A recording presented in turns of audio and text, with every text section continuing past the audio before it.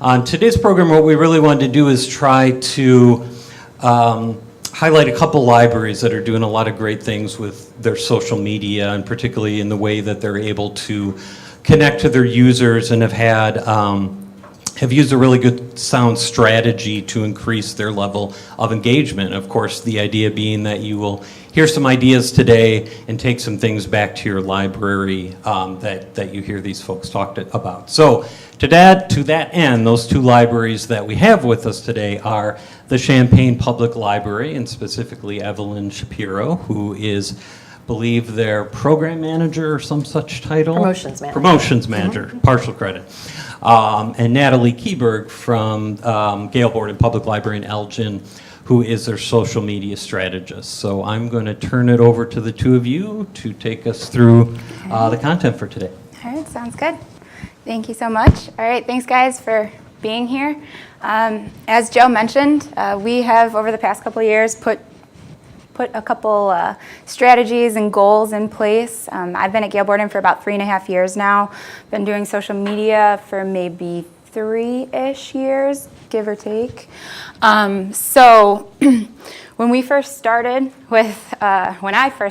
at Gale Borden, I can't say we had a ton of strategies in place. So over the past couple of years, we've definitely put a lot of effort towards focusing on, some goals and focusing on what's important to us in our community, for our library, and online.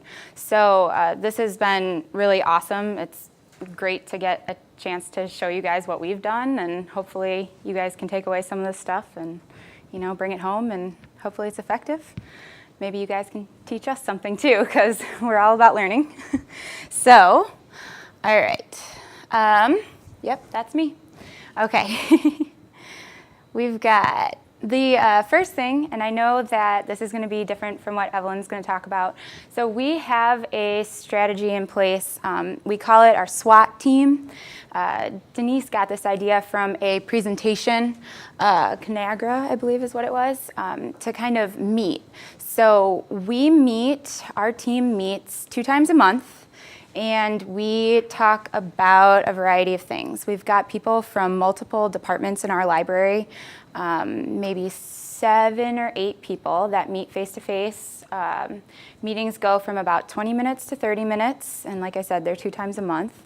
And we just kind of go over, what's happening in the library, and by that, I don't mean programs.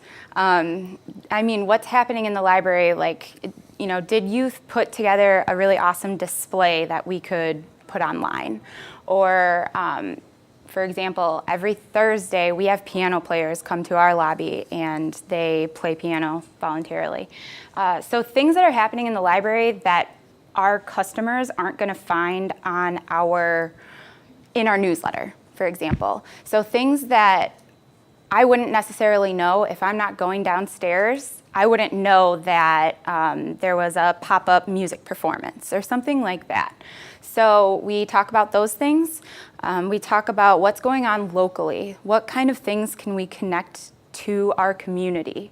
This has been really, really impactful because we have a bike race, for example, that goes through our community. Well, you know what? I'm going to try to tie into that in any way. We've got books on bikes, obviously. We've got Bike Walk Move Week that we do every June in at one of our branches. So I'm looking for ways that I can connect to something that is already popular and already happening in our community and kind of tie it in so that we're showing our relevance to our community. And then the third thing that we focus on is what's happening nationally. I mean, this could be the Super Bowl, which is kind of an obvious thing, but it could also be something as small as, a popular movie just came out or something like that. So I'm looking for ways to connect not only our materials, but just our staff or a program or something like that we can really show the community. We know what's going on both locally and nationally, and we think it's really important, and we're going to tie it into what we're putting on our social media feeds. The most important question that we ask is, how can we be relevant in our customers' lives? So that little thing is really, really impactful. We've got people in our SWAT team that are local, that live in the community, which was really helpful for me because I did not live in Elgin when I first started working there, and I had no clue what was going on. But then we also have people that have kids, so they've got kids in the school district, so we know what's going on with them. Like, there's finals week, how can we tap into that? We've got people that live maybe outside of our community that can kind of tell us, well, this is really big and it's only 2 towns away. So maybe we can still tap into that. So mixing it up with your staff and finding the right people that you can kind of go over these topics with is really important and very beneficial, just so that you have a wide variety of knowledge. I know I'm not a comic book person, but having people that are comic book people on that has been very helpful for the Marvel movies and, you know, all the things that happen that I would not have been paying attention to otherwise. So that is our SWAT team. It's not time consuming. It's pretty easy to do. And if you can't meet face to face, I know Evelyn has a different approach to that, but there are occasional times where I can't meet, and I'll send out an email and say, hey, send me your things, I'll put together a list. If anyone can tap into it, let me know. So I know time is always very valuable, and it's hard to find the time to do those things, but it doesn't have to be time consuming if you can't make it that way. So another one of our big strategies is analyzing our posts, the format, and the channels that we post on. So I don't know how much time you guys spend like looking at your posts and how they do, but it's something that every month I go back and I do an end of the month report, and I say, these were the most popular posts this month. You can kind of break it down. I kind of do it in 2 different categories. These are things that kind of just happened this month that maybe they're not going to happen again, but it's kind of important to know. And then these are things that they're probably going to happen again next year, and I should really make a note that this is something we should probably remember was really popular, because it's going to be popular again next year. I can't think of an example off the top of my head, but I know that when the solar eclipse happened last year, that was all over social media. Everybody loved it. It's not something that we could post again this year, but we did a throwback post. We said, hey, on this day last year, this is what we were doing. Boom, still popular. So it's kind of nice to have that in the back pocket and say, well, I don't have any ideas for content today, but this worked really well last year, so I'm going to try it again. So that's something that I am always focusing on. And aside from being able to reuse that, it's really just important to know what you're doing is working or not working. If it's not working, you can kind of reassess and say, well, why didn't it work? Did I post it on the wrong channel? I know that I'm probably jumping, and I think I mentioned it somewhere else, but is this the right audience for this post? I know that there's frequent times that we'll be going and, you know, it's really important that we get a message out there. Well, my audience for Facebook is vastly different than my audience for Twitter. So I need to make sure that I'm putting it on the right channel, and if I'm not, I'm probably not going to see much engagement with it. So knowing that audience and knowing where that message needs to go is really important. I know that we personally do something called our editorial meetings. So every newsletter cycle, our newsletter is bi-monthly, we will go through and we will kind of pick out programs and things that we want to promote on social media, on our e-newsletter, on, I don't even know what else, on our plasma screens downstairs, on our home slide, on our website.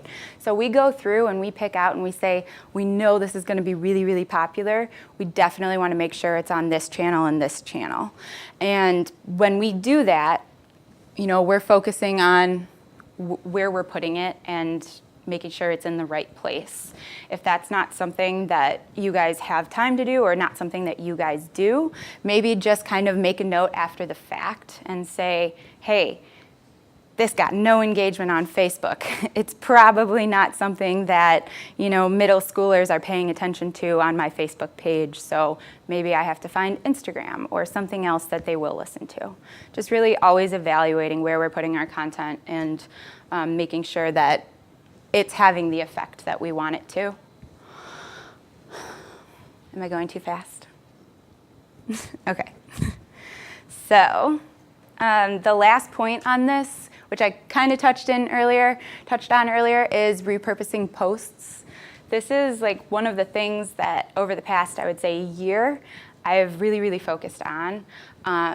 Brought this idea back from a conference that I went to last year that was super helpful. So Evelyn and I were talking about this earlier. So she went Facebook Live with a popular author a couple weeks ago. And I said, okay, so this was their first time going live. What did you do with it after? So after you've gone live, you put all this effort into it, where did you put it? Did you put it on YouTube? Because you can still share it after that. And you can say, hey, did you miss this author talk? Maybe you couldn't watch it while it was live, but you can go to our YouTube channel and you can find it there. Or, hey, if you loved this and you tuned in, here's a link to where you can find this author's content in our catalog. So you can kind of tap into those posts that are really popular and still share them again, but not have it be the same post over and over and over again. I know I frequently use our Flickr account to say, hey, we had an amazing time at our Hispanic Heritage Month celebration. Look at all the pictures here. You can download them here. So it's kind of a way to use the popular content, repurpose it, and still get some traction. It's already a popular topic. How else can you change it? Another example is our computer classes. They are, on the first day that registration opens, booked solid, full. Registration's full. Well, there's a lot of people that still want those classes. So I would like to, we haven't done it yet, but I would like to take the speaker or presenter and say, hey, what are your 5 takeaways from this class that maybe the person didn't get to go sit in the whole hour and a half, but what are just 5 takeaways that we can do a 60-second clip on Facebook and just say, you couldn't come, but this is really important, this is really important, this is really important. So it's just kind of taking that thing that's really popular and still giving people the information without having it be the same. Yeah? Another thing that you could do is, Another thing that you could do is to also link to, say, if you've got lynda.com for that particular topic, if you weren't able to make it, here's a resource, and I'm a big believer on promoting our resources since we pay so much money for them. Yes, that is definitely an important thing that you can do. I don't know if you guys are the same. I have personally found that at least in terms of Facebook and Twitter, just sharing our resources doesn't tend to get a whole lot of engagement. So I see some heads nodding. I think you guys would agree. I'm not sure, this is just my thought, I'm not sure if it's boring sounding to people online, but they tend to just kind of see it and say, okay, yeah, library has resources, I know that. Well, I would take it one step further and say, okay, we have these resources, but what is a way that we can share it that is a little bit more exciting than just, hey, we have Cloud Library, which is a point that I will talk about later. But definitely tying into your resources, your catalog, all those things that you already have, you're paying money for them, you want people to notice.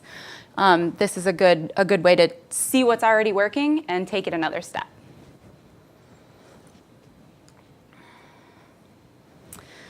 All right, so this is our analyzing interaction between digital channels. I mentioned a couple of ours earlier. We have a lot. We have our Facebook and our Twitter and our Instagram, but we also have our e-newsletter, and we have a YouTube, and we have our web page, and there's a bunch of stuff going on. We like to, because not not all of those channels are necessarily run by or managed by the same person.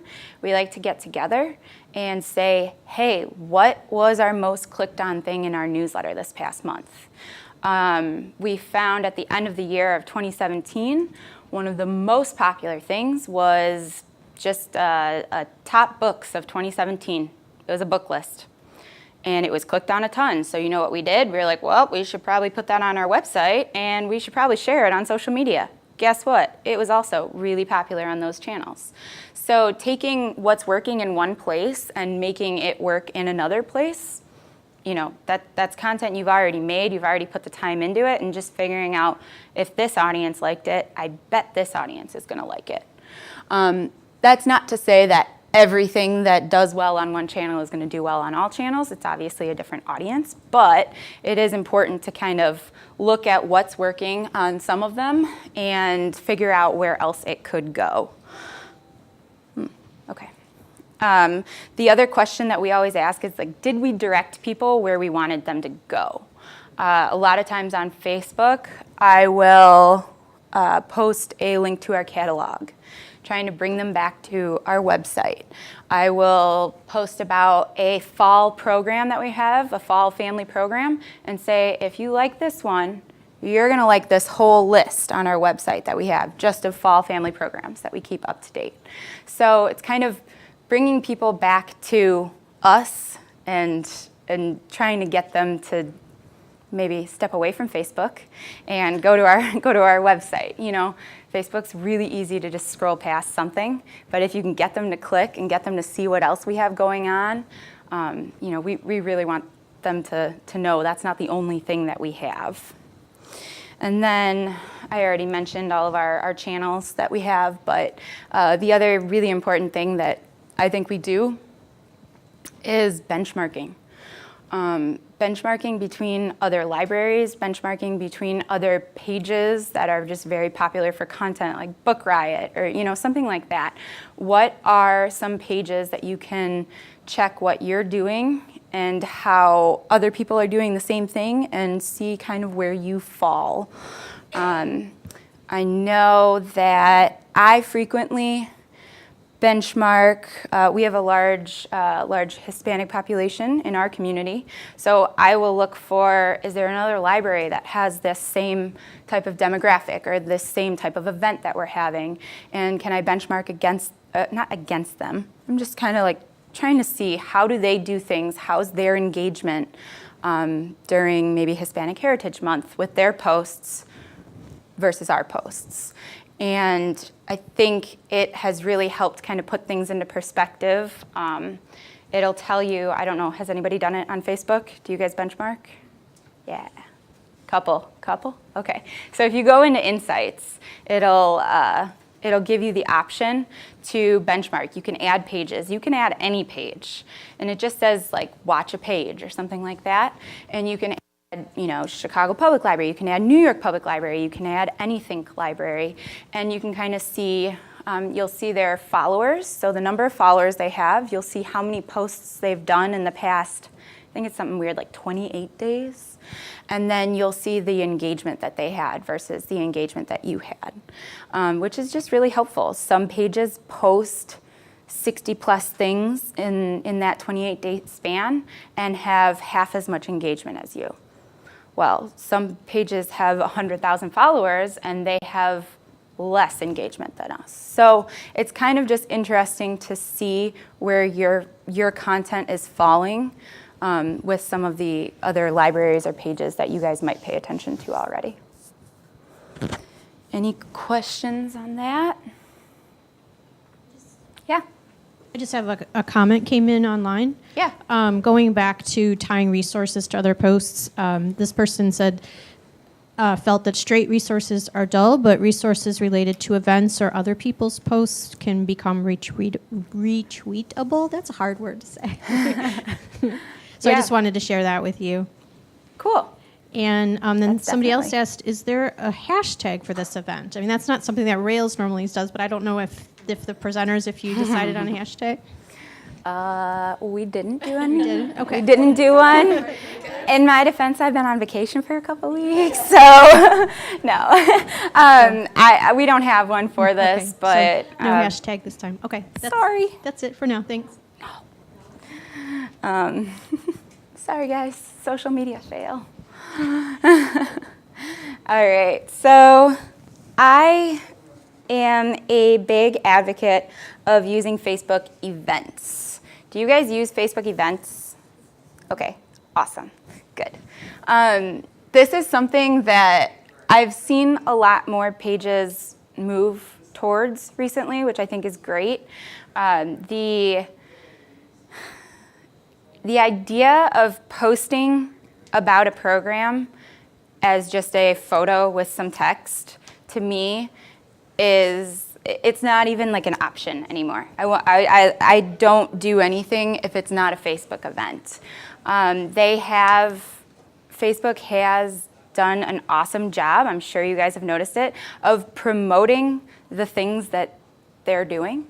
So when Facebook Live became really popular, they were like, hey, we're going to notify people that you're Facebook Live. When you use events, they notify, say, Natalie has decided she's going to Nightmare on Chicago Street, an event in Elgin. Well, all my friends are going to hear about it, that I'm going there, because Facebook's telling my friends, Natalie's going, why aren't you going? So Facebook loves events, and therefore I love events. It's a great way to put your programs up there without bombarding your main feed with all promotional. This event's coming up, this event's coming up. I'm sure you guys have experienced that if you look at another page, or if you maybe just get asked by staff frequently, can you promote my event, can you promote my event? Well, this is kind of a way, not around it, but this is a way of promoting the event without having your entire newsfeed be dedicated to promoting events. And then the other really cool thing is that it has its own little wall within it. So, like I used our Hispanic Heritage Month of our celebration earlier, we were able to then say, there's 500 people interested in this event or going to this event. Well, we can post pictures of the food. We can post pictures of the prizes. We can post a video talking to the person who planned Hispanic Heritage Month celebration.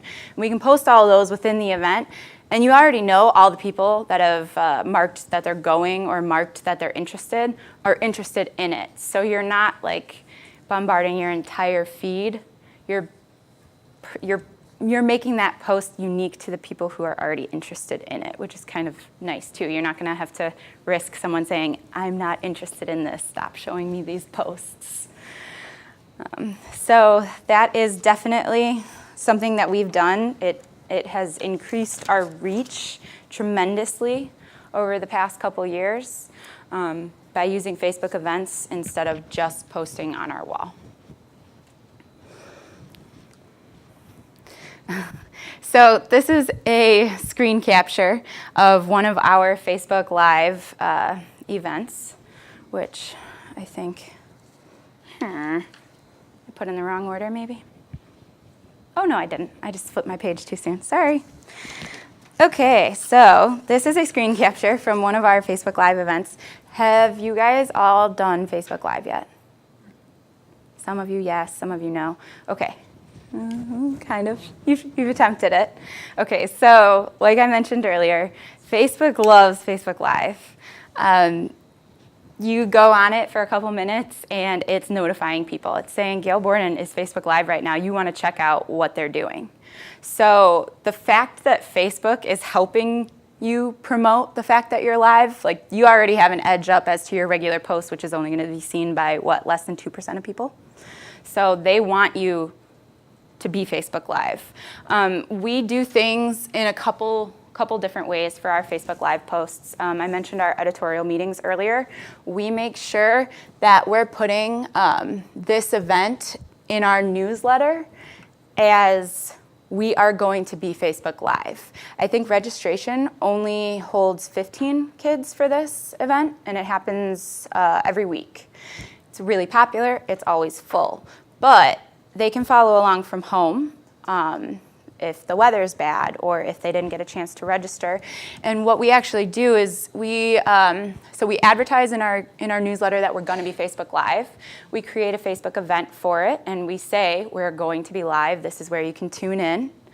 And then we also go through an extra effort of saying these are the materials you're going to need if you're going to follow along from home, so they can be prepared. And then say they don't watch it Facebook Live, they can always go back and watch it later and do that craft at home with their kids. So it doesn't need to be something that they watch live, but it is something that we've seen a lot of people paying attention to. And it's something that we've seen is really helpful for our Facebook Live strategy. We know when we promote it in our newsletter, it's going to automatically do better than when we just spontaneously decide to go Facebook Live. So kind of giving it a heads up has really, really helped. And then it's also kind of showing our relevance, right? We're obviously a library. We have a lot of family programs. We have a lot of kids interested in it. And showing the community and our largest Facebook demographic, I'm assuming probably the majority of you, if not all of you, have the same main Facebook demographic, which is for us, moms with kids. It's showing them that, hey, we're relevant, and even if you're not at the library, you can still kind of be with us here. All right. So another big thing that I have been an advocate for since doing our social media is branding. And by that, I'm talking about a bunch of different things. So when I started our page, we had, we had 2 Facebook pages. We had a person and a page. We had a page for our teens. We had maybe a couple pages for the branches. There was a lot of stuff going on. Denise likes to call it the Wild West. And I immediately was like, this is so confusing, and I work here. What is our customer thinking when they go to search for us? Like, why is there a person and a page and 17 other things, you know? So I immediately was like, tone it down. We need to like cut back on this. So I know that maybe some other people are in the same situation that I was. There were pages that existed that you maybe didn't know about or someone else created. Tone it down. Just kind of bring it all into not necessarily one place, but if it's confusing for you, what does the customer think about it, or what does the patron? So definitely that is going to help having a clearer, consistent appearance to your social appearance. And then another thing that I just mentioned, clear and consistent voice. So I'm assuming that a lot of libraries have multiple people that are helping posting to their page. Is that a fair assumption, or? Yeah. So I've gone through with my team of people who occasionally post, and I've kind of given them guidelines, right? I've said, if it looks like one person is posting, it's going to look consistent, right? It's going to look like our brand. If it looks like I'm posting today, Denise is posting tomorrow, so-and-so is posting the next day, it doesn't feel like one brand anymore. It feels like a different person. So we've kind of gone through and given guidelines and saying maybe this is how we should talk. This is how we should use a hashtag. We should tag pages. We should just kind of all have the same appearance with the way that we're posting. And I think it has really helped. I don't have an example of when it's helped, but I can tell you bringing the pages down, that one, people pointed out. Branded images and content is another thing. I know I go through the effort of putting our logo on every single picture that I post. It seems like a silly, time-consuming thing, but if you have a phone, you can do it in 10 seconds, on an app. And the nice thing about it is when somebody shares that post, your brand is right there. Or if someone steals that picture, your brand is right there. So that's the nice thing about, posting with your logo on it. You're sharing that brand without having to worry about what if someone didn't get the complete message. You're there behind it. And then the other thing, use of logo, branded images and content. We have also gone through the effort of, we used to use a lot of stock photos on social media. We've gone through the effort of kind of trying to create our own stock photos.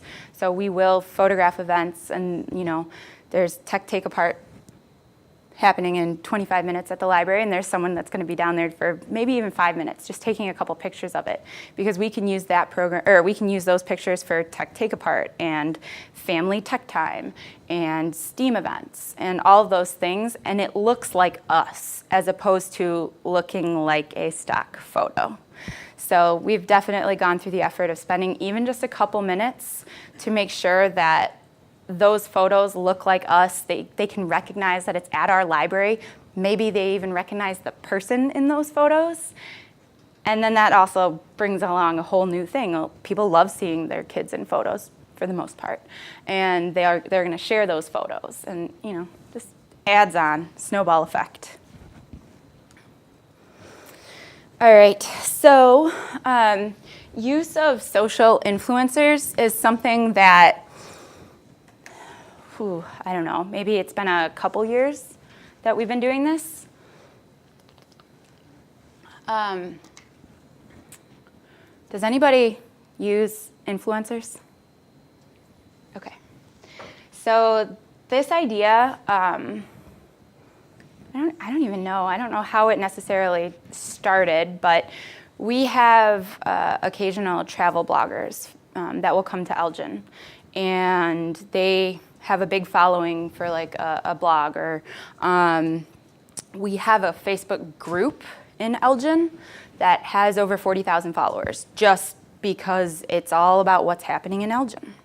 So I don't know if you guys have ever taken the time to look at the pages and the people that are popular within your community, but we did, and we reach out and we say, hey, you're a mommy blogger and you have an awesome following. We want to connect with you, and we've got this program that would be perfect for you to come and attend. Or, hey, we just want you to know about this. You maybe don't have to attend, but maybe that's something that they will then share to their followers. Think about it. They don't have to create content. They can just share it. Easy for them. And then you are tapping into a whole new following that you didn't have before. Or maybe there's some crossover, but they're looking for something easy, and you guys have maybe the same demographic. I was giving this example to Evelyn earlier. I said, there's a Chicagoland homeschoolers page.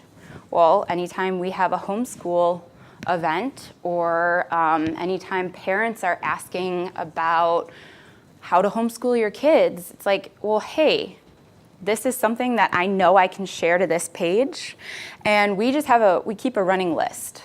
So I know the type of pages and people that I can contact. We have an exhibit. Oh, this person's gonna love this exhibit. Let's share it to this person. Or just, I think there's a Facebook page called Chicagoland Family Fun, something like that. Well, it's fun every day at the library, so, and the nice thing too is it's not always reaching out to the person. You want to establish that relationship, but then they just automatically know, hey, I don't have any content today. I'm gonna go to Gail Borden's page and see what they have going on, and I'm gonna share it. It's easy for them, and it's a two-way street. So it works perfectly for us, and it's something that's really, really helped just kind of spread the word without doing all of the marketing ourselves. So fun is in the mix. This is something that I am super, super adamant about. I just can't stand looking at boring things, right? I need to have some excitement. I need to do some fun things. It can't all be informational. And that's something that there's probably maybe a little bit of a stigma, libraries aren't that fun. No, we're fun. We're fun. So these are just a couple examples. We started doing book face at our library 2 years ago now, every Friday. So apparently we're on New York Public Library's radar because they have reposted 2 of our book faces now, which I couldn't even tell you why for this particular one.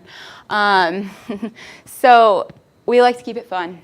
And if there's any way that we can tie in our book face to something happening in the community or something happening at the library, we will. This one maybe was not, it might have been like on Edgar Allan Poe's birthday or something like that. I can't remember why we did it, but we would try to tie it into something if we can. And honestly, it's fun to do. So if you can, do something like that, it's a good way to market your materials, and then also just have a good time and show your customers online that you're not all program, resource, that kind of thing. And then the other things that we've done, the one on the right is an example of our green screen. So this one was for our exhibit that we had over summer. We had Extreme Deep, and we did our green screen themed to our exhibit. Right now we have a Halloween one up. So taking what people are doing in the library and then posting those online. I didn't do anything to this. This was just a picture that someone took, and I posted it, and it did well. Memes, I think, are an easy way because they're there. They're, you can find them, you can make them, you can do whatever. This was just this little duck that decided to, right across from our drive up, have a couple babies. So we were on duck watch for about a couple weeks, and I can tell you that when that duck did have babies and then they all started to walk towards the river, that was our most popular post in July. So our book cart drill team kind of just shows that we're people and we're fun and we like to do fun things and we're not all boring information. So definitely show some personality. And the nice thing is some of the silliest posts that we've had are the most successful ones. So boosting plan. Do you guys all boost? Not yet? Not yet, right? Okay, so boosting is something that probably scares some people, probably is a little intimidating. If you've ever gone into Ads Manager and then gotten scared and just walked away, I don't blame you, because Ads Manager is horrifying. But we have, over the past couple of years, created a boosting plan, if you will, and it has really helped our ROI. We know that with some of our programs or our exhibit, or when we want to promote summer reading, we've gone in and created audiences that we know are going to be successful for those particular boosts and those posts. And I think that even if you guys don't have a large budget, I don't think we have a large budget for boosting by any means, but this is something that you can do for even just a couple bucks. You can say, hey, I have this one program and I'm not sure if it'll do better with this audience or this audience. Put $2 here and $2 here and see which one it does better with. Or say, I really want to advertise to this audience, but I don't know which message does better. That A/B testing is super important for building your audiences and figuring out what does better with who. And then when you do that, you can take it on a larger scale. So I built my small audiences, figured out who was perfect for our exhibit, and then once exhibit time comes, we know exactly who we're marketing to. Once summer reading time comes, we have an audience built for the parents. We have an audience built for the schools. Just really figuring out who is perfect for it, even if it's a small budget. And then that way you have more information for when you can spend a little bit more. And then again, always analyzing your results. Always making sure that you look at the results after you boost. It's not just a willy-nilly, here's $10 and never look at it again. Because what does it matter at that point? Do you guys have any questions right now? Yeah? And actually, I've got a lot of questions and comments online, too. Oh, okay. Did you have a question? Oh, yeah. For the boosted posts, do you, if you feel comfortable sharing some of the numbers? I know we've done some in our past for some of our cultural programs or whichever, usually maybe $20 to $50, and there has been reach, but we haven't seen increased engagement or activity. Okay. So I don't know if you can speak on that at all. Are you doing it are you posting and then hitting boost posts and just going, or are you doing it through Ads Manager? We're usually doing Ad Manager and trying to create it for that audience, that Okay. message. Okay. Do you go back in after you've posted and edit that audience to kind of tweak it, or make No. a lookalike of that audience and maybe change it a little bit? I know when you set it up through Ads Manager, it asks you what is your goal. That's something that you want to make sure, if your goal is just to reach people, you've done it. But is your goal engagement? Because that might be selecting a different box, or saying, I know you can purposefully boost specific to, I want event responses. I want people who are going to say, I am attending this event. Right. So you guys might want to alter which your goal is through Ad Manager. And then I would say, go in, do it for a couple bucks instead of 20 to 50 on the first shot. Right. Go in for 5 and see how that does. And if it doesn't do well, make a copy of it and tweak it again. We actually did this for our book sale. I went in way earlier this year, started doing little boosts just to see which audience, and then a couple weeks before the book sale, I knew this is the audience I want to boost to, $50. So maybe it's just going Yeah. in there and kind of tweaking. Or I know sometimes the more specific you get, the fewer engagements you get. So maybe it's just too specific to that audience. Make it more broad as well. Maybe. Okay, excellent. How far out do you go? Geo? We usually we try to stay within our district, Okay. just to get most of our appeal from there. So you said it's a cultural event? Yeah, like we've had the LA 500, the Latino Americans program. We were trying to target more specifics there. What as well. town are you? Palatine, Palatine. Okay. North, right? No? north of here. Yeah. North of here? Yeah. So I don't know how far away you are, but if there's another community around you that is also maybe, we frequently maybe might advertise to Aurora, someone that has a similar demographic, you might not want to limit it to your district and say, hey, 2 towns over, they have the same demographic as us, they also might be interested in this. They would probably come to this program. Cast a wider net. So you can definitely geolocate too, and kind of pick a couple towns that might, we've had people. We had a Frozen event a couple years ago. Some people came from Wisconsin, so I don't think it has to be specific to that district necessarily. Yeah. All right. Thank you. Yeah. I know we've got a lot of questions online, but does anyone else here in the room have questions? All right. Bear with me. Thank you so much for those online asking questions. I want to make sure we get to as many as possible. Sorry. Can you talk a little bit about, you were talking about your events and posting your events onto Facebook. Can you talk about programs that require registration that maybe use a third-party event calendar like Communico or one of the others that are out there? Okay, so I can't speak for Communico because we do not currently use it, but our events that require registration, we, in the nicest way possible, I put it anywhere I can. So at the beginning of that event, I'm saying registration required, here's the link. At the end of that description, I'm putting it again. And then, I don't know if you guys have noticed, but Facebook allows you to do a ticket link. I'll put it a third time. I don't know how specific your registration required is. If it's like 15 is the absolute max, we can't let any more in. I know some of our events are that way, and some of them they're like, a couple more people won't hurt. So maybe talk to the program ahead and say, like, is it very, very specific that there's only that many people? There are times that I won't put a program on Facebook events specifically for that reason. Like, I'm worried that someone's just going to see it and attend and think that they're coming. So I guess it would just depend on the event, but I just put it as obvious as possible. Anywhere you can, let them know.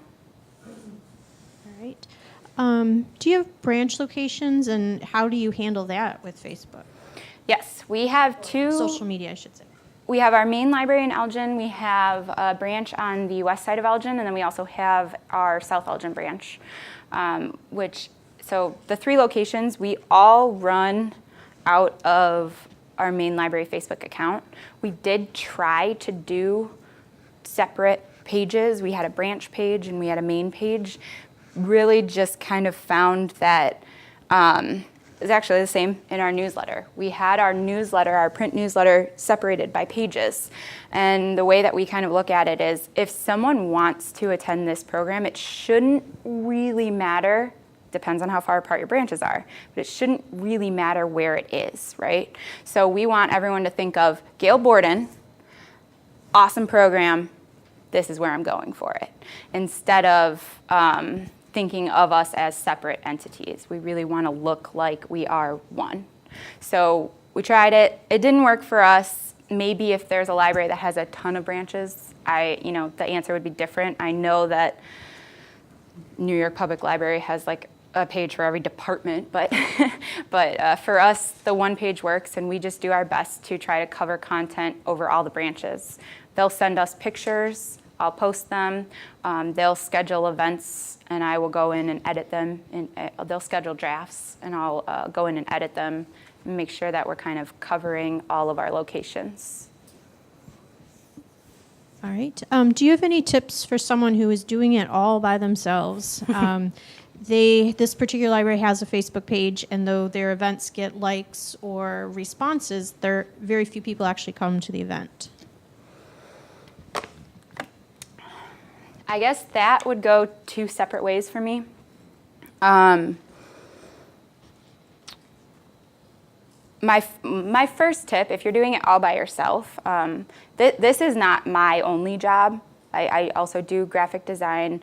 I edit the newsletter. I do a bunch of different things for our department. So I totally understand not being able to dedicate 100% of your time or not having a team for it. I started as a temp 10 hours a week, and I worked my way up to like, hey, I kind of want to help out with social media. And then it was like, oh, hey, we're doing good things with social media. Maybe, okay, so I became permanent, and then I became full-time. So I think if you have an interest in it and you want to focus on it, my suggestion would be spend, 10 minutes a day on pages that you think are doing really well. Spend a couple minutes a day reading an article on something, related to what you want to do, and kind of work your way up to this is how much time we should be spending on social media. It's hard to do it by yourself. I spend a lot of time trying to schedule posts. I spend a lot of time seeing things when I'm not working and stopping to take a picture because I'm like, wait, that would be a really good idea for us to do. So I can't say it's easy by any means, but when you kind of start to look at things around you, look at other pages, and kind of put it into perspective of, could I do something similar? Or how can I make this easier for me? It makes it easier when you don't have that much time. I don't know if that helps or not. Okay. I'm going to ask just one more question. I know Yeah. you have some more content. We want to make sure we have time for Evelyn Only as well. one more. There were a couple questions online about photo releases and from events, and especially with children. Can you talk about that a little bit? Yes. So in our print newsletter, we have a disclaimer that says anyone that comes to our events is subject to be photographed or videographed. We also have made just little posters that we'll put on the door At our Kids Explore Live, the one picture I showed you, there is one family that we know doesn't want to be in the video. We've arranged it. She comes every week, and we've arranged it so she knows if she sits on the side and we sit here, we're not going to get her. You know, so we work with our customers, and it's not going to be something as blatant as like, I got a picture of you, you're on the front page of our newsletter. I don't know if we've had any issues with the way that we've been doing it. When we're using it in print and other places, if we know We it's gonna double go check. further, but we also get a release when we're Yeah. going to use it in a lot of spectrums. Right, so we might take pictures, post them on social media. One time we had someone contact us and say, I really don't want my daughter on our Flickr page. We took it down. I think that was honestly the only one. If we're gonna go through the extra effort of really promoting it or putting it on the cover of our newsletter, yes, we do make them sign a release. But for every event, not necessarily, not for our regular promotions. It's really just the newsletter and then our little posts. All right, thank you. There's been a lot of chat and comments. People are online. They're kind of helping each other out, so that's really good to see. But Cool. Thank you. So Yeah. But that's all the questions for now. I'm just going to breeze through really quickly so Evelyn has time too. But I mentioned, I have 3 more, I guess. So content calendar is something that I don't know if you guys do. I do a content calendar every month. I spend maybe an hour on it. I look at the national days of the month, easy things that we can tap into, and I make the calendar and I look at it when I need ideas. So if I know that someday recently was like Black Cat Day, and I told staff, I was like, take a picture of your cat reading. They were so silly, but everyone loved them. So if you can tap into those things, not only does everyone love animal pictures, but it was also a trending hashtag that day. So it really helps when you're tying into things they're already seeing in other places. Oops.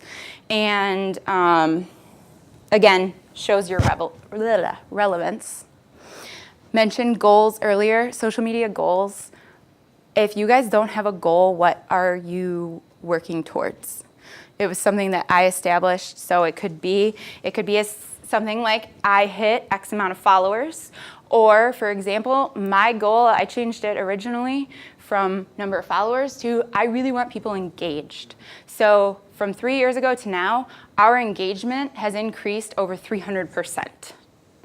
So it's something that if you're not setting that goal, what are you working towards? If you want people to come to your programs, find a way that you can track it. Ask them at your program, how did you hear about this? You heard about it on social media? Well, then you're doing something right. So setting goals is super important.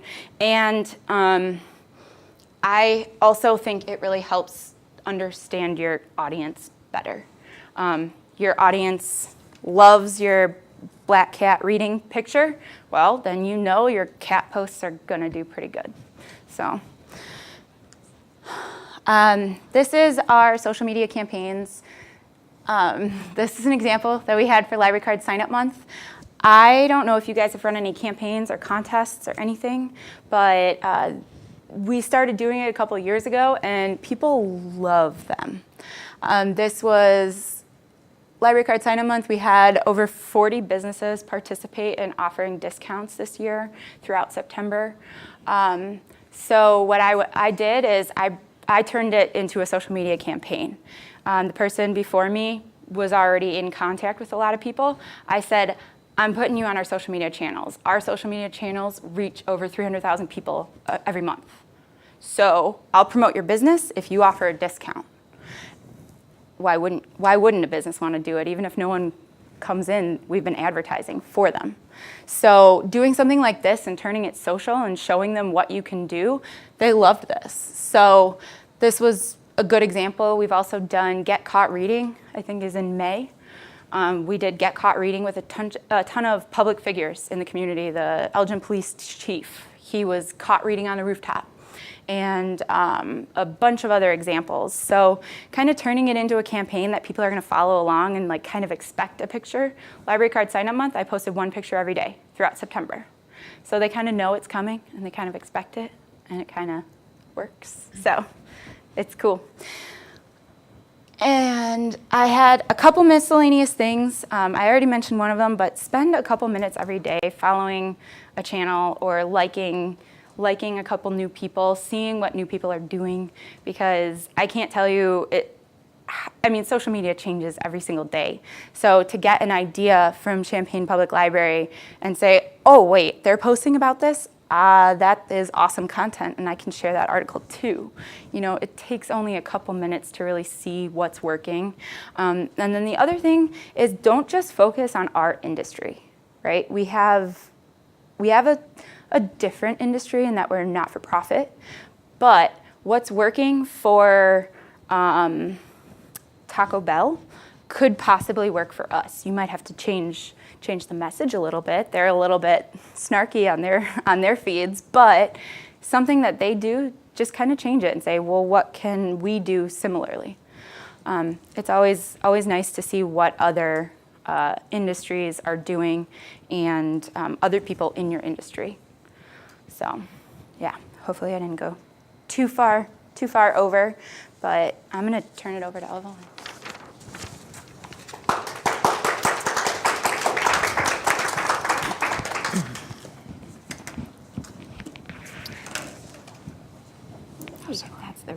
That's the left. Okay.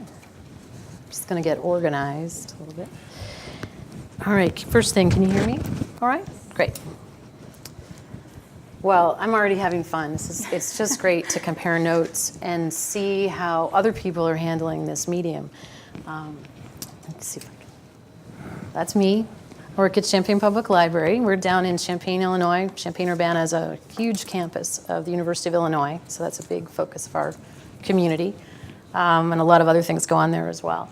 So I'm just going to jump right in and echo something that Natalie talked about, which is this is one big experiment. And we all need to go into it with that idea that we're going to try stuff. It might work, it might not. That has to be okay, because guess what? This medium itself is going to change. And if you look at the landscape a year ago for Facebook and you look at it now, it is completely different in terms of how people engage, and in terms of what gets served up, in terms of the number of people I could name on two hands that have deleted their app because they don't want Facebook on their phone anymore.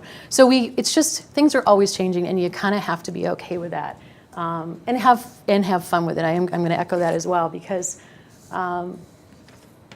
you can't get too tied to any one thing. So you got to try something new and see what happens with that. It really can be a nice outlet for people on your staff who are creative and want to try things and want to keep getting engaged. If you're not willing to try it and be there, then you're going to miss out on being part of the conversation that's already happening about libraries. So I'm at the other end of the spectrum here in terms of how we are organized with our staffing. We have a virtual team that we work with. We have literally never all met in one room. We never even all have planning meetings. It's just completely different. I obviously work in promotional services. We have staff from adult services, so desk librarians who answer reference questions all the time, who plan programs. We have librarians who do story times and bring, dogs in for kids to read to. We've got people who are at that checkout desk who are saying, congratulations, here's your new card, and this is what you can do with it. We have the director of technical services does readers advisories, and we have a Douglas branch. We have a separate branch from our main library, and it's great for me as well to see what's going on there. So these are all little windows into different parts of the library. And the advantage for this is that it's not just one person. It's not just me and my idea and what I see and what I notice.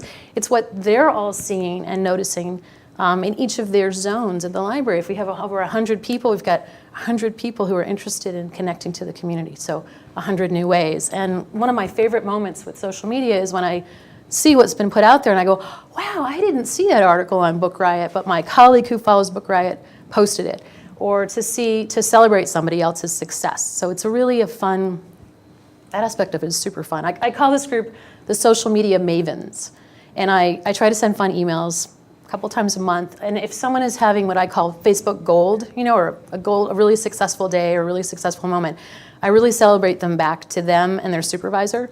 So it's sort of my backseat coaching a little bit, over the shoulder. Look at that, that did so great. You already hit 3,000 people with this. How fabulous, right? So I'm sending it back to them. I'm copying their supervisor, and I'm saying, way to go. Who knew that would resonate so much with our community? And so I'm learning a lot from my colleagues, and a big part of my job and anyone in social media is just to notice what is happening in the world around us. And you can have something planned for the day, but maybe torrential rains happened, and that's what people are talking about. It just could change in a heartbeat. So you can have your planned content, which I highly recommend, scheduling out your content, but then you also need to have room in it to make changes as you go along. Virtual team. Maybe you hadn't thought about that. Maybe that's what you're all doing too. I'd be very curious if you are making that happen. But we've had to sort of you have to be willing to not be in control in a certain way that may be different from the way you approach some other things in your initiatives, and also reaching out to the community and really making genuine connections with people. So you might say, well, what does that look like? What does it look like to have a virtual team? What does it look like to have a group of people who never get together in one room and have a conversation and plan it all out? Well, I have a background in art and in dance. You need to think about this maybe more as like a structured improvisation. Do you know about that concept in music? Or you make a structure, you have a way for things to happen, but I'm not out there telling anybody else what to post, really.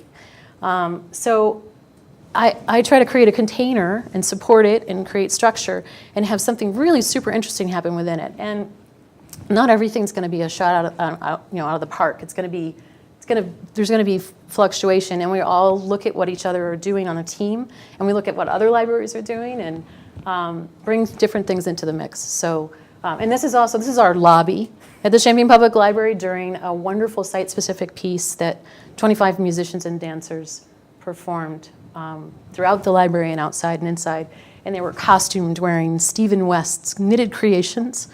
And occasionally, you get these superstars who come into your midst. He is known worldwide, over 100,000 followers on Instagram. He posts something and people are on it right away. So it's somebody like that helps you bring your game up. You kind of bring people like that in. They're already very tied in social media wise. You kind of see what they do ahead of time. You're following them, you learn from them, you tag them, of course, and then something beautiful happens, and then you have a way to echo it. And we have, this picture that was taken that day has been used in so many different contexts, and it's great for a throwback post. We've definitely reposted things. So, I think. Yeah, and I would say, the structured improvisation, it's like the best case scenario. Sometimes it's just a little wilder. One of the things I've been coaching people on as well is to not, if you missed your day, it's okay. Having some flexibility, because things come up and people can't always get to it. So one of the ways we work it out is that different people have different days for content. And I'm the constant. I own 7 a.m. You see something go up at 7 a.m., it's probably something that I sourced and put up and scheduled. I also own 7 p.m. if I have something else that needs to happen later in the day. And I also own any time during the day when something comes up timely that I need to post. So I'm kind of all over the place. But then there is my colleague who always posts Friday evening. And that's been super interesting because I didn't realize it, but Friday evening is a great time to post. So some of these things that you see written in stone places, 1 to 3 is really, just watch your own audience. It may not fit what other people say is sort of one size fits all for any one medium. You probably all know that already, but I want to echo that really is true when you start seeing things happen. There's things I used to do that I don't do anymore. I used to do a lot of starting soon. I'd have my Facebook event, and I would share it an hour before, and I'd say, starting soon. Well, I can't do anything now that's time-based on a certain day, because there's no guarantee that Facebook will serve up that content on that day.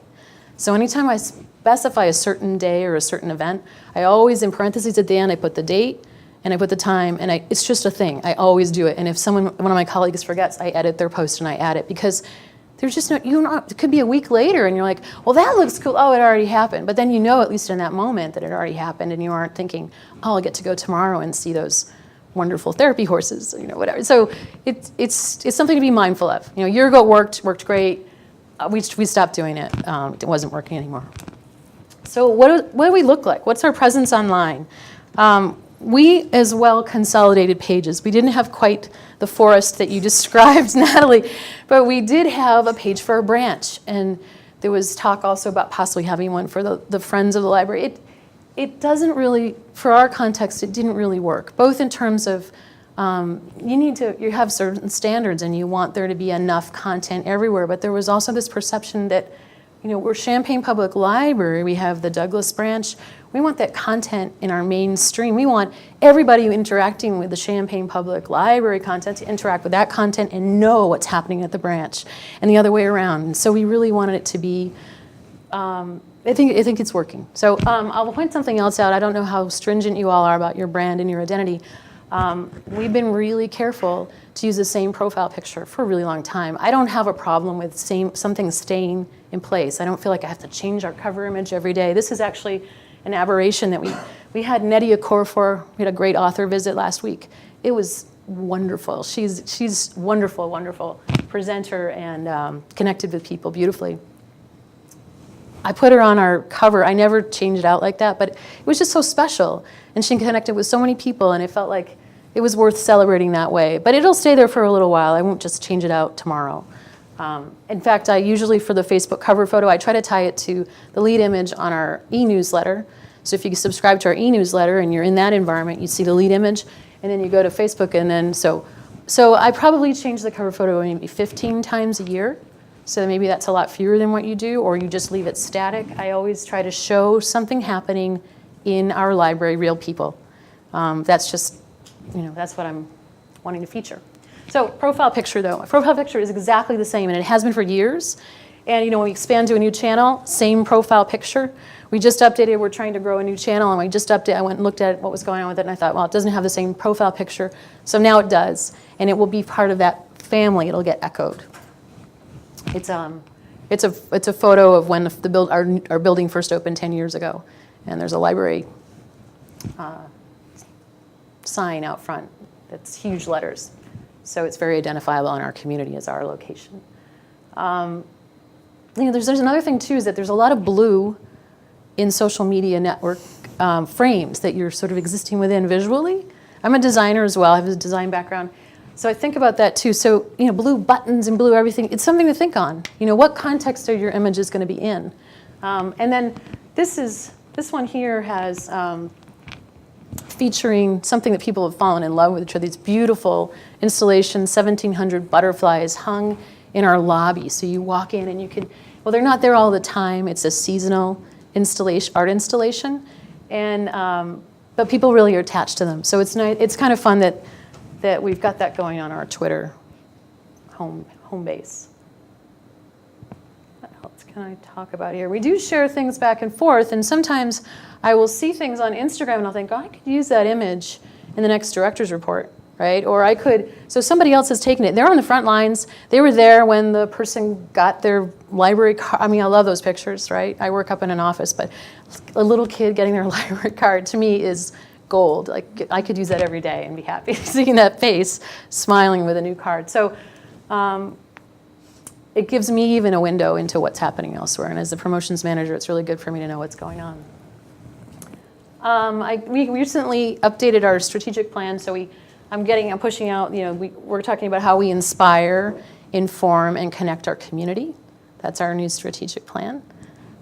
Umbrella. So I want that on all my channels. And as I did this, I find I don't have that on all my channels. So I just have to keep updating things.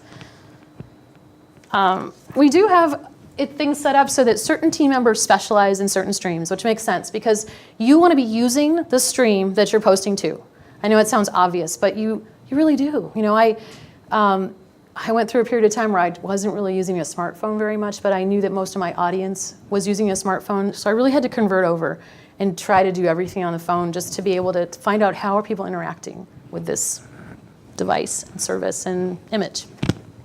So Instagram crosses over different departments, but that seems to be what access services staff at our location love. And they're on the front lines anyway. They're taking a picture in the moment. It can kind of really work. Or they'll pop away from the desk and just do a little quick video of the jazz group that's playing in the lobby. So something that's timely, and they can then post it. Facebook is we do some more planning with that. And like I said, we can't rely on content being shared day of anymore. So it works better for talking about series, if you're going to reference an An event, okay. All right, so I found it so fun. I saw your screenshot from your analytics page, and I thought, well, I'll put up the exact same one. You can just sort of see. It's kind of fun to see two libraries next to each other. What are we doing and it's working? This is pretty high for us. We've had a lot of great things going on, so this is a fun one for me to share with you. We don't usually get 185 page likes in 1 month, but hey, it's really happening this month. It's great to see. For a long time, we were getting about 100 a month. But we're experimenting with boosts and being really effective with that. And also, you gotta if something great is happening, you kind of have to be ready to take advantage of it. So there's a lot of riding those waves, I guess, of interest. It's a pretty big number for reach. When you start dividing it out by 28 days is the cycle that they review. That's a lot of people per day to reach. And if you think about the number of people who walk through the front door, you start getting this idea of virtual community and engagement and people on the ground coming in the door. The other one we've been growing lately, and partly from a conversation I had with Natalie, was just this videos views.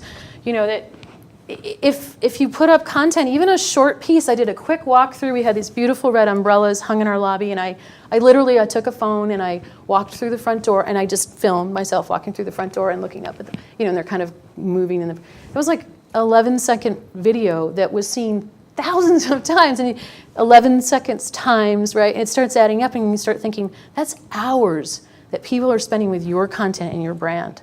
So it's pretty powerful, and that could be fun as well. So we get results was my punchline for that. Whoops, I went right by Nettie. So here's Nettie, and Nettie Okorafor is on the rise. She's a star rising. And we found as we got closer and closer to this date of her event that I could really get the sense we were going to get a lot of people. Our venue seats 120 people. We're going to have more than 120. And then we had a way to, pretty last minute, go ahead and do an HD live stream. We partnered with a vendor who could do that part of it for us. Could just walk in the door with the equipment, set up at the event, and we could know with confidence that the quality of what was going to be recorded and pushed out to the world would be high quality, which is really important to our library. Worked out great. We're able to now take this piece and use it all over the place. We now have a way to handle Facebook Live. We've got champaign.org/live, and that'll be a page that'll be active when we have a live stream available. It's still up. 60 days, you can watch her great talk. And then we'll also be able to push it out on our YouTube stream, and the city of Champaign will also do the same. They take all of our great author videos that we have, and they also share that up on their stream. So it's pretty exciting, something new, and definitely we'll know more for next time about what we want to do. But it does extend the event. And the other thing that created for us technically in our facility, we didn't have a way to simulcast what was happening in one room into another space for overflow seating. What? Then we did. All of a sudden we did. We had the live stream, and so we just broadcast the live stream in another location adjacent to where the main talk happened, and 60 people sat and stood around and had their own experience there. And then they said to each other, hey, we're out here, we can get first in line for book signing. So they all got in line, and when everybody came out of the room, there was already a line for book signing. So they each felt like they had their own way of interacting with the event. We're still on a high from it. It was very fun. Oh, and then this was just a testimony that I saw. I had a class until 6 along with a midterm and a pop quiz, so I watched the live stream of Nettie at the Champaign Library instead of physically going there, but it was still great. Also, her cat shirt looks so cute, and I love that she loves grasshoppers. It's just, there it is. If you wondered, was anyone out there listening? Somebody was. And we also had somebody tune in from Bogota, Colombia during the live stream. So it's a pretty fun way of extending the reach and the interaction. Also, some people that you interact with, I call it, they're extra social, right? Nettie Okorafor, we had her gift bag, and our teen librarian, Kathy Kading, had prepared some gorgeous earrings based on the book covers of her books. And that was in her bag. And immediately she said, I love these. And she posted not just on Twitter, but she also posted on Facebook. Both places tagged our library, put I had suggested, why don't you attach those on your business card? Well, then there's our logo, right, in her tweet and in her Facebook photo. That was really fun. So some people, I knew ahead of time from following her. This is part of what I'm doing, is noticing what's going on with our presenters who are coming out of town. I mean, some people are on social media, and there's a really big conversation happening with them and their followers, and you can capitalize on that for yourselves, and also learn from them. So here's also one of the attendees who shows up. He gets to the library and he says, got some treasures. So in the lobby, he bought some copies of her books. And then he was surprised when he came in, on his chair was a copy of her newest comic book, which a number of kids who attended immediately sat down and read, which was very satisfying. But look at his hashtagging, right? He used some of the same hashtags we had been using in promoting the event, which was fun. Yeah, so you don't want to miss out when you're, Nettie was also, she was communicating with people on social media before the event even started. So somebody had, people were tagging her, right? She's on it. She's sending him a wave back from the green room. Hi, it's Nettie from the green room. I didn't even know that was happening, but it was. So like I said, some people are very social. And also they know each other. So sometimes you get on there and, Nettie knew our previous great author. And so there was some communication that way too, of tagging each other a little bit. Okay. So I also want to just point out that when you have iconic images for initiatives at your library, it can be so helpful for social media. This is where you can really start gaining some traction. And this is a new initiative for us. We're bringing story times and book giveaways to some of the child care centers in our community. It's a huge new partnership with United Way of Champaign County. It's great to have a fun image to share along with. And this is another big initiative. We have a new walk-in co-working space. We repurposed a room on our second floor. It's a fabulous, fun room to spend time in, but we're also offering a whole host of business services. We now have a business librarian, and we have a full slate of seminars, speakers that are coming in. We have a youth engagement program as well for youth who are interested in becoming entrepreneurs. So we have it's another whole new area that we're marketing and we're bringing the word out. It's really fun too. Just a nice new. Oh, and I will mention, because this event, we have had to be more creative. When can business people actually come to an event? Well, before hours tends to work for people. So one of the things we've tried is a series that's before hours, but that's a whole separate thing. How do you convey to people you're open but you're not open, all that?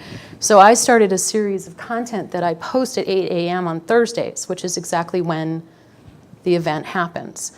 So back in April, at 8 a.m. every Thursday, there's a post about business content. It doesn't say, hey, you should come to the event. It's just business content. Launching a business, we want to help is the message. And posted with it is a great TED Talk or an article about current events in business. So we take the content, pushing out good content, our messaging that goes along with it for the whole program, and then the timing coincides with when the eventing is going to be happening. So I feel like it kind of creates a groove or a place for that to then happen in people's minds and start associating us with business events. And also, I don't have evidence that that really works, but it makes it more fun for me, I'll tell you that, which is important. You have to find a way to engage yourself. It also created a standalone project that I could task to the marketing intern who's working with me and say, here's a project. Go ahead and post some content. So she's been doing a lot of that for me as well. And I thought I would just show you, so once you have your iconic image, how does it get used? Well, here's our farmers market group. We went out to the farmers market. There's Mother Goose on the Loose. They shared our image. So we can see ourselves in the context of our partners, our social influences, as Natalie was talking about. And then, hey, someone else took a picture of the launch space. And so it just so happens Laura Frericks is the head of the research park on the University of Illinois campus. She's one of the local business leaders. She was at the event. She knew people. She tagged everyone just the way you'd want, of course. And hey, you don't want to miss that. So that's on LinkedIn. So it's again, like if you're in the space and you're there to notice it, you can like it back, which you always want to do. You can respond, say thank you. I have this up here because for me, really, this idea of repetition and same bat channel, same bat time, I use that principle a lot with social media. I do, and I just find it fun and funny. It's sort of a way I have a little joke with myself, sort of. It's just to be able to Pick something and do a series. I did a library love series between the Valentine's Day and when our building had opened, the anniversary of the building opening. So I did library love, 39 days, just those 39 days in between. And I posted something every day. It was all branded. It was all comments that people had told us about what they loved about our library. And it was super effective, and I think people did start going, oh, well, I wonder what they'll post today. And so we were able to use that 2 years in a row. So yeah, it's just a way to structure it for yourself. You may not be able to post every day, even though Facebook will tell you, everyone will tell you it's helpful if you do post every day. But you could do something, Book Face Friday. You could do something that echoed what else is going on in the social sphere. And this was another example. We had a wonderful eclipse magic viewing party at our location. We didn't have, weren't far enough south to have a full eclipse going on, but you could put your glasses on and see it. And we had eclipse fever with lines of people around the library waiting for their eclipse glasses they were going to get for free from us. It was really a phenomenon where we were. And the event itself, thousands of people. It's just wonderful. We started planning for this. We tied our whole summer reading theme to it. So the theme for the summer reading was the sky's the limit.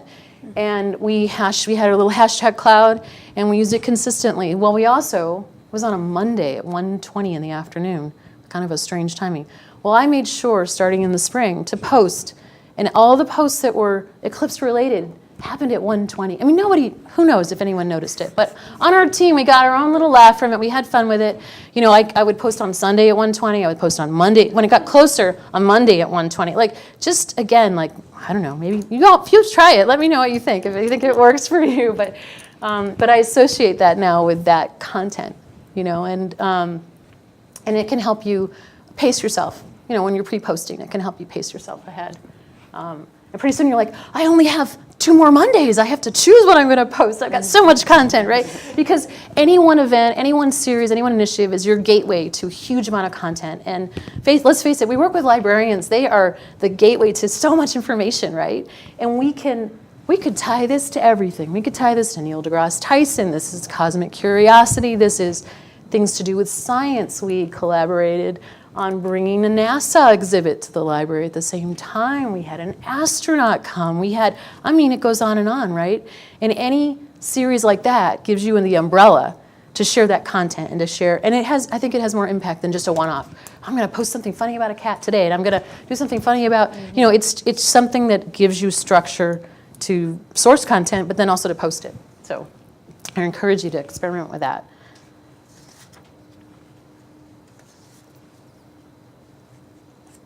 Yeah, for this one, I don't always do long hashtag clouds, but we did. We did the sky's the limit, summer reading, cosmic curiosity, eclipse 2017, eclipse glasses, eclipse fever.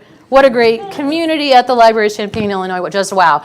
Sometimes I do it to, there's some humor involved too. And I will say that the Champaign IL I got from Elgin, who I also follow, you guys. We haven't met before today, Natalie and I, but this is really fun sharing this information and seeing there's a way to tie what we're doing at the library with the whole city, the whole community. Officially we are part of the city of Champaign, administratively, but to really feel like we're in this together, and as our library gets known nationally and internationally, we're bringing up the city at the same time. And I feel that really authentically. It's not just a device. I do, and they've really noticed our content. They like to share our content back to their page, and I always go back and like that. You're doing that, right? Someone shares your content, you go and you say that you like it or you love that they shared it. Hey, thanks for helping get the word out. Just that little, that's that piece of following that circle is super important. People expect it. It shows up in your notification feed that somebody shared. You immediately go say, thank you so much for sharing that back. Also, it's interesting, I was looking back at some older things, and there used to be only likes on Facebook. Do you remember that? Mm-hmm. It's changed at a certain point, and now there's all those other emojis, and it turns out that if you can get someone to love your post instead of like it, it rates it higher in the metrics. There is, that reactions, it does really mean if someone laughs or, it's funny, but it does make a difference. And I have no problem loving that someone shared a book recommendation, or loving that they shared something, a comment. It becomes this little love fest. I think I have a little example of that later on I could show you. And I brought you an example. What does it look like for event paging? And people do this different ways. I was an early adopter of event pages. It's changed a lot. When I first did it, hardly anyone was doing it. So you'd go on Facebook events, and it was our events. And now we have to right size it because everybody has events there now. So how do we distinguish ourselves? And one of the things I do with this kind of information is if I know an event like Life Size Candyland is going to be huge, it always is, I put that event up a long time ahead. So it has time to gain momentum. So I don't know what your pacing is for putting the event page itself up, but I just put this up in August. I have done nothing to it, really. And it's reached 20,000 people because along the way, people share it, get excited about it, whatever. So I haven't put any money on it. Here it is. And for me, this is the most simple form of an event page, where I have just a very simple description, which echoes what we have on Events, which will now be Communico next week. And I always add on all of our events, I say for all events at the library, and I put champaign.org/events. Every event has that little at the end. So for one way, it's a way to know that that our library made that page. Because one of the things that we're all dealing with probably now is we're a public space where people host their own events at the library. They post their own Facebook page. It sort of looks like it's maybe one of our events, but it's not. So how do I distinguish our content versus, someone down the street who's going to host a tarot reading that who knows, right? Or a financial planning is a good one. So there's always these financial planning things happening at the library. It's not an event that we curated, but it's happening where we are, so it shows up on the events.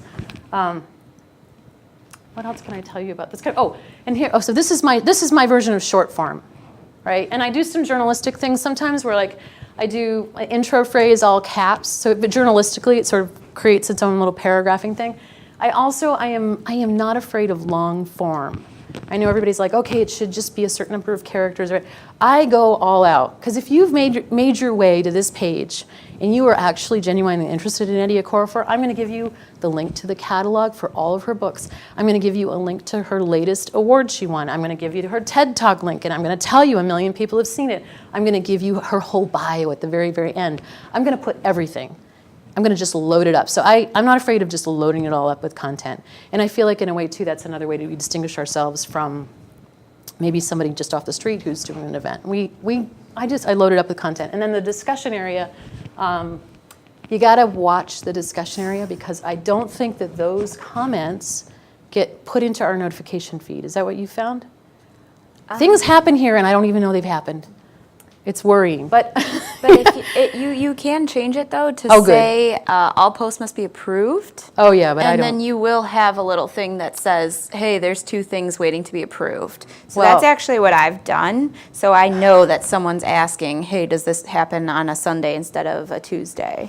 And then for that, you have to be willing to be present to approve their post and have it get posted. Yes. So someone was trying, that actually was set up somehow, and someone was trying to alert the community that Eddie Okorafor's comic book was selling out, and they better get down to the comic shop to buy it, and I didn't see it in time to have that be effective. But yeah, so sometimes conversations will be happening here that I didn't see it. But then other times, this is the same event. So someone gets to say, is there a fee? And then I can use it for all my messaging. Well, great question. Our events are free and open to everyone. Thank you so much. I have 5 children. And when we can go and have a nice time for free, it's always amazing. And I get to love that back. And then she says, I get to tell her, if you really want to sign up, I'll send you a monthly notice about everything going on at the library. Thank you. So look at this, and this all was performed in public. I mean, it's authentic. Here she is, she's interested, she's concerned. How could she possibly afford an event for 5 kids? Oh, it's free, oh my gosh. But it could have just been a yes, there's no fee. But instead, look what happened, right? And she now has a relationship with the voice of the library, talking to her and telling her what she needs to know. And everybody else finds out too, and they could just click here and get onto our newsletter. So we do a lot with shortened URLs, champaign.org/news to make it super easy. I'm sure you're all doing something like that too, where you can just get them right to the page on your website you want to send them to. And here's somebody, I can think of 2 people who would love that, and I loved that back and said, great, hope they can come. And she says, so do I. I mean, people they're kind of hungry for it. They're hungry for that kind of connection. Do you have any questions about Facebook events? Oh, there's one in the back. Actually, this is an online question. Okay. Just for a big event like this, can you talk again, like how far in advance that you post these things? It varies. So we try to look at our eventing as 3 seasons because that's how our university cycle goes. So we have a fall season, a spring season, and summer. And ideally, like right now, I would have every event that's going to happen in the spring ready to go, and I could choose when I want to post it.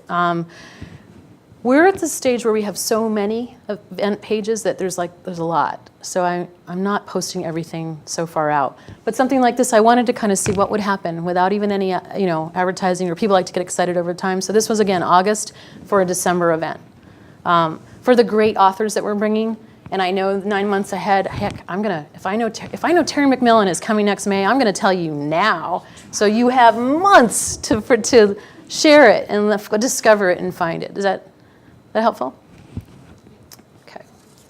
And then how do I organize all these assets? So I'm a big proponent of Trello, and I see some heads nodding in the room. This is what enables me to work with a group of marketing volunteers that help us out. We are a department in promotions of 1, myself, and a half-time designer. That's what we have for our library for pretty much a lot of everything for design-wise. So we keep it on a Trello board. We can actually work with volunteers who can help us populate some of the online calendars we want to push our events to, or create drafts of Facebook pages, for example. That's a great task for a volunteer to work with me on. So they could populate with all the information. I go back and I add all the tags. Maybe I add the lead image. But if you have never worked in Trello, it's a very visual system. I've got my own way I do it. I do month by month. I put over here on the right just what does it look like if I click on one of these cards and flips over, and that's what's there, all my content related to that event. So, all my images, any restrictions about photography for an image, any links. We create custom bit links for every event. Somebody was asking, how do you handle, sending somebody back to Evansed or Communicode for registration? That's how we do it. We have a custom link, which usually has meaningful, like CPL, Improv for Business, October 24th. So when you click on that where you're going.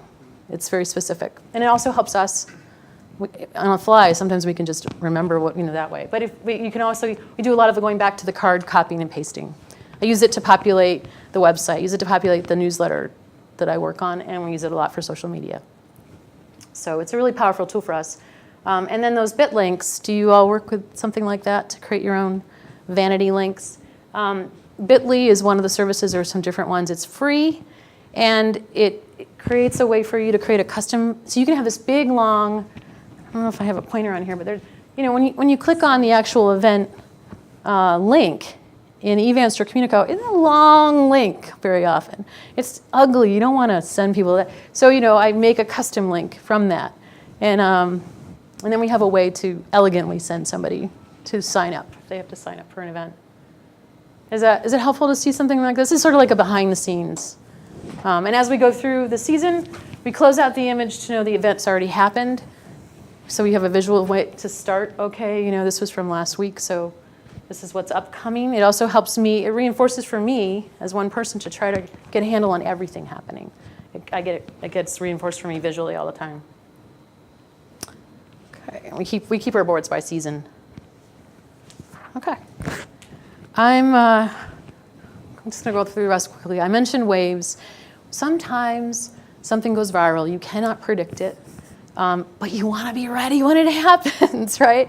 So the latest that happened for us, we had a cat cafe. Our partner posted the event on Facebook. We hadn't even had a conversation yet, but our partner, who was bringing the cats from the shelter, posted it, and within 24 hours it had gone viral. We weren't even on there yet. It got us on there. But so some things happen, and within that event page space, you have your own mini community of like-minded people. And so thousands of people were interested in this event, And as it got closer to the event, I wanted to find out, are those people in town here? Or are those just like people in the world who like cats?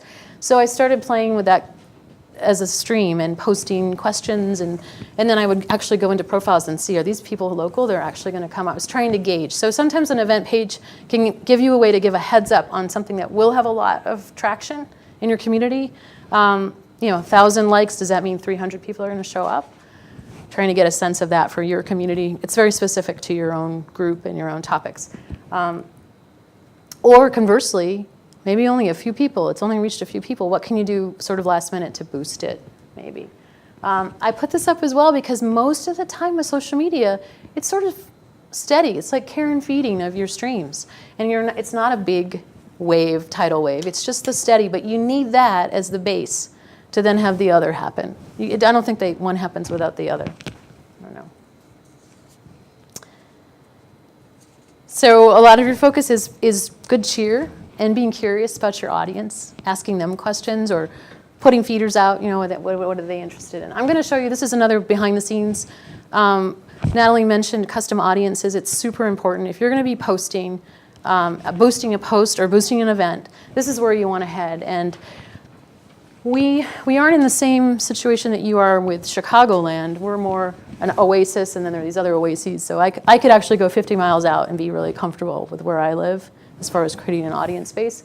But better than that is let Facebook do the work and choose instead when you go into audience and you're in your page boost area or your post boost area, click on custom audience.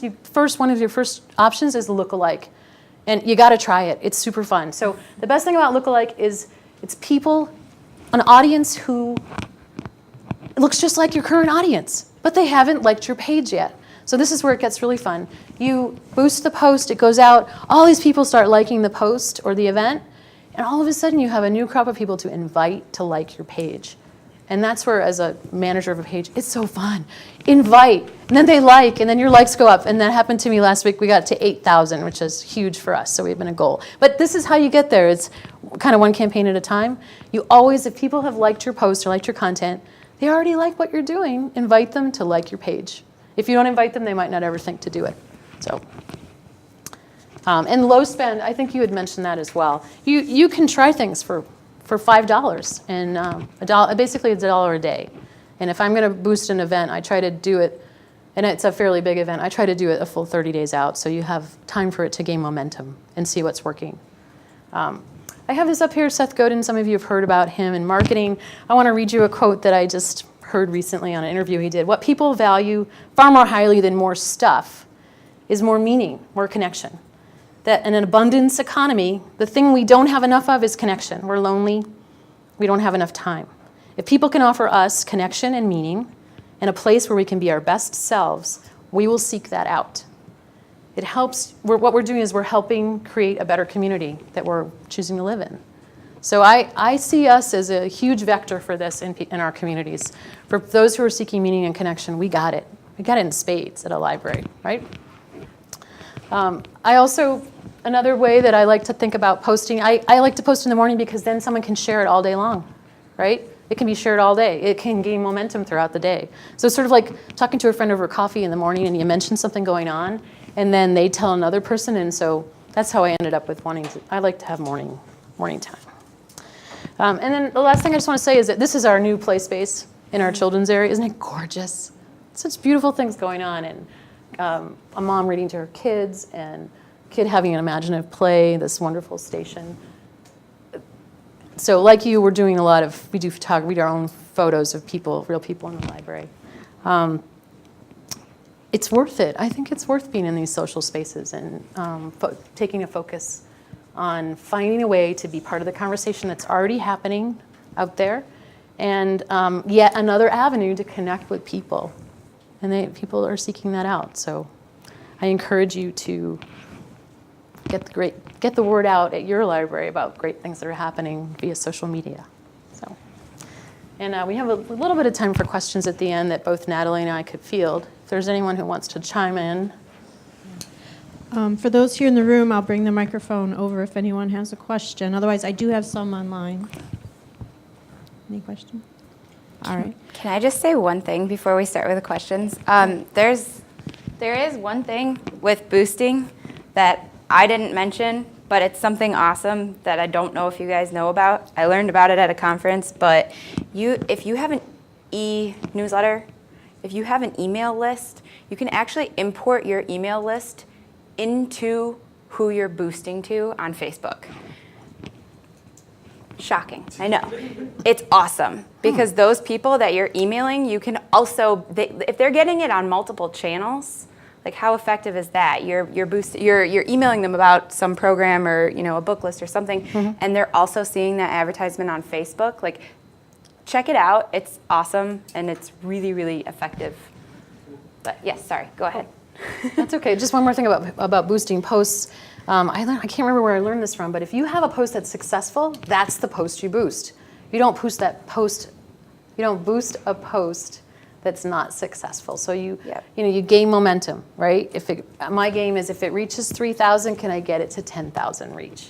That's like how little money can I spend and get it to whatever the next benchmark is. Yep. Well, first, I just want to say thank you to Evelyn and Natalie for doing this presentation today. Like I said, online, there's been great conversation and people have been sharing tips and things and several very positive comments about some of the tips that you have shared today. So thank you so much. Some of the last few questions I want to ask, both of you work in teams, one's virtual, but how do you work together to have that consistent voice for your library? You guys don't. We just it's kind of on faith a little bit, but it goes along with our basic tenet for how we approach customer service. I don't think this is very different from that. So if we're doing a good job talking about customer service amongst our staff, which I think we're doing a great job where we are, that's really the voice, a lot of it. And I'm counting on other people looking at what I've posted, looking at what their colleagues have posted, and making it be that way. So I haven't made it explicit. I have a lot of goals now after hearing how you do things, but I guess we do it by more modeling than anything else. I have a slightly more hands-on approach. Everyone else saves drafts, and I go in and I edit them. That's why it sounds like me. Everyone, your whole team, yeah. Yeah, I mean, and I would say 90, if not more, percent of the content is just something that I've come up with, and maybe an idea from SWAT. But I've created the content, I've created the messaging, and I just go ahead and schedule it. But if someone is going in, our branches will upload their Facebook events. I will go in and I'll add the picture. I will edit the text to make sure that it follows our format. Those AMs and PMs, they're lowercase and they don't have periods. Oh, high five, girl! Yes!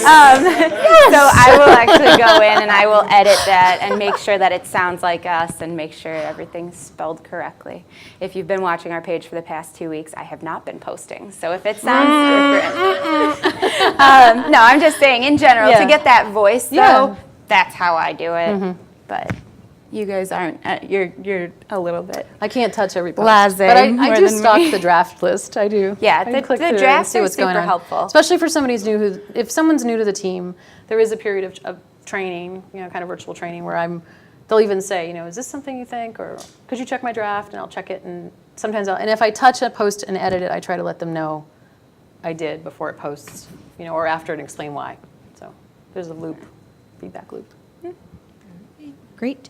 Next question. There was a little bit of discussion about the most popular social media platform. Whether Instagram and Snapchat have taken over Facebook kind of thing. But do you have any thoughts on that? Or maybe, I'm sure it depends on your library and what works well. But if you want to respond to that. That to me just goes back to who's your audience and what's your goal. If your audience is to post pretty pictures and have a lot of people all over the world like them, sure, Instagram might be better. But, is your goal to get them in the door, to see your events? I was talking earlier with Evelyn, in general, one of our goals is just brand awareness. On Facebook and on Twitter, we have completely different audiences, but our community knows who we are, and we value that, and we love being there for them. So we're going to stay on Facebook for sure for that. Twitter, it's put us, I think it was Book Riot or one of them retweeted. We're it's just kind of figuring out what's your goal, figuring out who you're trying to talk to, and are you reaching that audience. I can't really say one platform's better than the other because it just depends on what you're trying to do. And also, I would say too, where your social influences are, and also your partners. So if you're wanting to, Twitter, it turns out, is where a lot of writers hang out. You probably know that. So if you want to be tagging a writer, that's a great place to do it. I will say, in terms of tagging larger pages or authors, Twitter is the place to be. You can wish James Patterson a happy birthday and he'll retweet it, so it's Publishers, yeah. agents, yeah. Yeah. So, and in terms of Snapchat or Instagram, I know a lot of people are focused on getting a younger audience. Like, how can we reach them? And to that, I would just say the people who are going to listen to you are going to listen to you or not. It doesn't matter what channel. I personally have kind of just given up on trying to get the teens to pay attention to our page. They're not going to listen. They're not interested in it. Just go for the people who are already paying attention and grow that audience. So whichever channel works best for that. Facebook's king at this point, but yeah, could be different in a year from now. Yeah. There were a couple questions about you mentioned drafts, that you monitor drafts. How do you do that? Is there a way to do that within Facebook? Yes. When you go to schedule a post, you can just choose to save it as a draft. It's the same with the Facebook events that you're uploading. You can save those as a draft. Or if you know how to schedule, you can just, sometimes we have a couple team members who will just schedule far out. Yeah. And I know that those ones for December 31st at 11:59 p.m. are Right. not actually meant to go out that day. That's something I need to look at. So I don't know if you guys do a lot of drafts or... Yeah, we don't do so many drafts anymore, but we do scheduling. And Yeah. I sort of stock the schedule list too. Yeah. But yeah, it's a whole area that, and you sometimes I'll catch something. People will, because we're a diverse team, sometimes people will want to double post, like they didn't notice that the colleague posted on Friday, and so I'll catch it when I can. But then also it becomes like an A/B thing in terms of timing, because sometimes things will get pushed out at 2 different times of day or 2 different days, and we'll see that there's more response on one day than the other, and it doesn't repeat to I don't want to repeat to our audience, but it's going to different people. Yeah, if you're working with a team, I would say that was one thing that we struggled with in the beginning, having multiple hands on it. It was like, oh, I'm going to post this, and then 28 minutes later on Facebook, someone was posting something else, and I was like, no. Right, because that takes away from your and reach. it's not intentional by any means, but that's why we've really been pushing, like, save it as a draft or schedule the posts so that we know, hey, within this 3 or 4 hour time slot, nothing else is going up. Really give it time to sink in. Yep, that's really important for timing. And actually, most of my team who posts on a regular basis, they have their own specific times during the day that they'll schedule for, so I can work around that. And I try not to just, willy-nilly post something, but check and make sure that a colleague doesn't have something scheduled for that same moment. All right. I've got one more question, but again, I want to bring it back to the audience here in the room. Does anyone have any questions before we wrap up? Okay. So the last question I'll ask is, folks are interested where can they learn more? Or, is there other workshops or newsletters or anything that you can suggest where they can learn more? I know there's a Facebook marketing page. That's a Rails one, right? Rails marketing page. But do you have any suggestions where people can get some more help with this? I personally follow Sprout Social, I believe is what it's called. It has really good articles just about staying up to date with social media and how you're measuring things. I get their newsletter, and I found it very helpful. Again, it's not industry specific, so I don't know I think that's what it's called. I don't know if that's what the goal is. Otherwise, my easy answer would just be to say follow some other libraries and what they're doing, because that's what I do. honestly what I've been doing since day one. I'm like, okay, I don't know what I'm doing. What are other people doing? And it's constantly changing too. So that article that they send out every Tuesday, it could be different by Friday. So Right. You just kind of, And especially follow on along. Facebook, it's such a great part of that tool and insights. There's pages to watch. So who's doing something good that you want to figure it out? Yeah. What's their magic? So there's certain places I follow and get to see sort of how you can tell when they're, waxing and waning in terms of putting juice into that stream. But you can actually click on who you're following, Yes. and it will serve up to you their last 5 most successful posts that they've recently posted. They're just handing you content Yeah. like that. So if I follow NASA during a time when I'm promoting the eclipse, I grab those 4 pieces of content, and if they are time specific, I'll post one this week, and if not, I'll post them out the next 4 weeks, and I've got content for 4 weeks. And that topic. TED Talk, I can post that out, right? I used to post a lot of Mighty Girl, but now I think a lot of people who follow our page already follow Mighty Girl, so I don't amplify that content anymore. So, I batch definitely want to batch the content for sourcing, and following pages who are doing something interesting is really the best strategy, I think, too. yeah. So when you say follow, like you follow Sprout Social, is that following them on Facebook, or do they have their own I blog just or get their page? e-newsletter. E-newsletter. But on Facebook or Twitter, Instagram, I follow and pay attention to. And I don't just mean like let it come up in my newsfeed once every 3 months. Like I will actually seek out Champaign Public Library and say, what has Evelyn been posting lately? And can I take one of those articles and put it on our page too? Absolutely. And I've done Absolutely. it. And I've done it. Yeah. So Yeah, I mean, love libraries is a good one. Yeah, I love libraries. People, Oh, there are man. some Facebook groups. I can't even think of the names of Anything- them. Something anything will tell me, and I'll library is join it. good. I just, people will share something that's successful. Yeah, I'm Sometimes it's a surprise too. I'll think, well, that worked for them, but will it work for us? And so I try it. I have a Post-it note. It's not very official. I have a Post-it note on my desk, and I write down names of libraries and names of pages that I find. And I'm like, oh, that's a really good page. I could easily just any day of the week go to their page. I mean, like I mentioned, Book Riot. You can usually go to their page and just share read it first, but Yeah. you could probably just share one of their posts. So, I mean, And if you can share one, you can share 3 to 5, but just not the same week. yeah, not the same week, not the So same then, day. Just kind of check that off your list. You've done it. yeah, but So- mine's just a running list on a Post-it note that's on my computer. So All right.